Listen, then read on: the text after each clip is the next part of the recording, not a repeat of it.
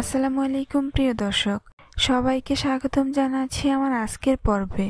আজ আবারও হাজির হয়ে গেলাম আপনাদের মাঝে খুবই সহজ ও মুচমুচে একটি নাস্তার রেসিপি নিয়ে। শীতের বিকেলে ঝটপট তৈরি করে নিতে পারবেন। আজকে আমি আপনাদের সাথে এরকম সহজ একটি রেসিপি শেয়ার করব। ফুলকপির তৈরি এই মুচমুচে পাকোড়া যে কেউ চাইলেই ঝটপট তৈরি করে নিতে পারবেন। আশা করছি আজকের এই সহজ রেসিপিটি সবার কাছেই অনেক বেশি ভালো লাগবে। তো চলুন রেসিপিটি দেখে নেওয়া যাক। এই রেসিপিটি তৈরি করার জন্য প্রথমে আমি এখানে একটি ছোট সাইজের ফুলকপি কেটে নিয়েছি। ফুলকপিগুলোকে এরকম মাঝারি সাইজের করে কেটে নিতে হবে। খুব বেশি বড় রাখা যাবে না, আবার খুব বেশি ছোট করে ফেলাও যাবে না। এখন আমি ফুলকপিগুলোকে ধুয়ে নিব, তাই এর মধ্যে পর্যাপ্ত পরিমাণে পানি দিয়ে দিচ্ছি। তারপর এর মধ্যে দিয়ে দিব 1 চা চামচ পরিমাণ লবণ। এবার লবণটাকে পানির সাথে ভালো করে মিশিয়ে নিব।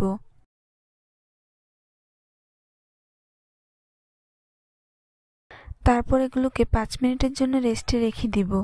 ফুলকপিকে এভাবে লবণ পানিতে ভিজিয়ে রাখলে এর মধ্যে পোকা থাকলে তা বেরিয়ে আসবে।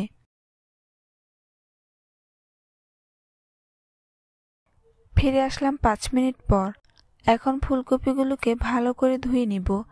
3 থেকে 4 বার পানি চেঞ্জ করে ফুলকপিগুলোকে ধুয়ে নিতে হবে।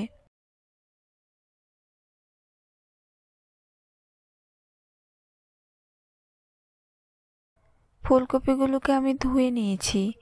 এবার এগুলোকে একটা মিক্সিং বোলে নিয়ে নিব। তারপর এর মধ্যে বাকি মশলাগুলো অ্যাড করে নিব।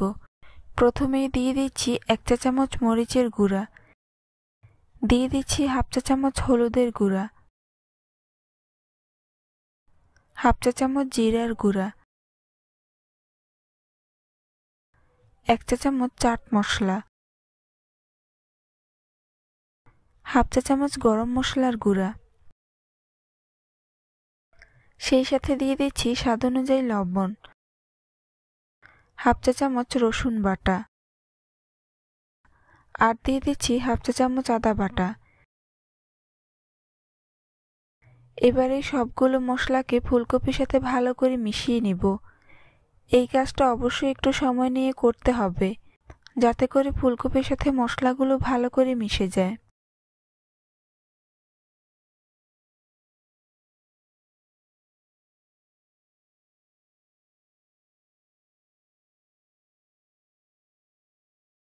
মশলা মাখানো হয়ে গিয়েছে। এখন আমি মাখানো ফুলকপিটাকে রেস্টে রেখে দিব 20 মিনিটের জন্য। ফিরে আসলাম 20 মিনিট পর। এবার ঢাকনা সরিয়ে নিচ্ছি। তারপর এর মধ্যে দিয়ে দিব 1/2 কাপ পরিমাণ বেসন। চাইলে এখানে আপনারা আটা ময়দাও ব্যবহার করতে পারেন। দিয়ে দিচ্ছি 2 টেবিল চামচ চাউলের গুঁড়া। এবার এগুলোকে আবারও ভালো করে মিশিয়ে নিব। চেষ্টা করবেন এখানে অবশ্যই চাউলের গুঁড়া ব্যবহার করার জন্য, এতে করে পাকোড়াগুলো অনেক বেশি ক্রিস্পি হবে। এই পর্যায়ে বাইন্ডিংয়ের জন্য এর মধ্যে অল্প অল্প করে পানি দিয়ে মিশিয়ে নিব। পানিটা একবারে দেওয়া যাবে না, অল্প অল্প করে দিয়েই মিশিয়ে নিতে হবে।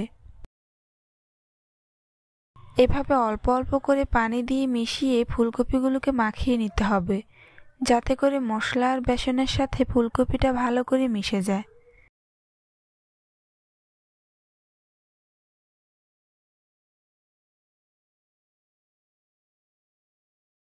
মেশানো হয়ে গিয়েছে।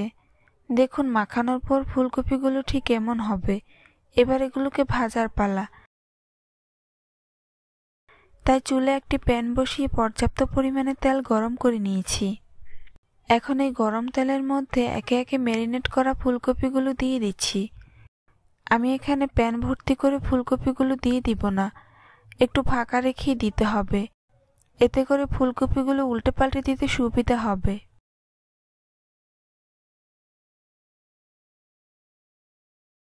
কিছুক্ষণ পর এগুলোকে উল্টে দিব। ফুলকপিগুলো দেওয়ার সাথে সাথে উল্টাতে যাবেন না, একটু শক্ত হয়ে আসলে উল্টে দিবেন। চুলার আঁচ মিডিয়াম টু হাই হিটের মাঝামাঝিতে রেখে পাকোড়াগুলোকে উল্টে পাল্টে ক্রিস্পি করে ভেজে নিব। এই পাকোড়াগুলো ভাজার সময় অবশ্যই চুলার আঁচ মিডিয়াম টু হাই হিটের মাঝামাঝিতেই রাখতে হবে। যদি লো আঁচে পাকোড়াগুলো ভাজেন তাহলে অনেক বেশি তেল অ্যাবজর্ব করবে, আর খেতে মোটেই ভালো লাগবে না। এভাবে উল্টে পাল্টে পাকোড়াগুলোকে আমি লালচে করে ভেজে নিব।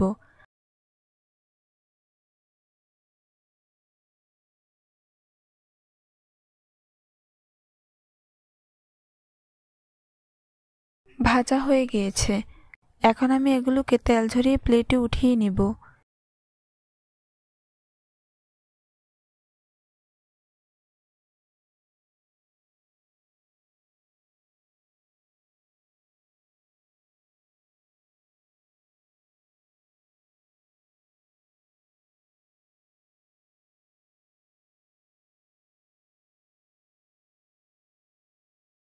সবগুলো পাকোড়া আমি একই রকম ভাবে ভেজে নিয়েছি।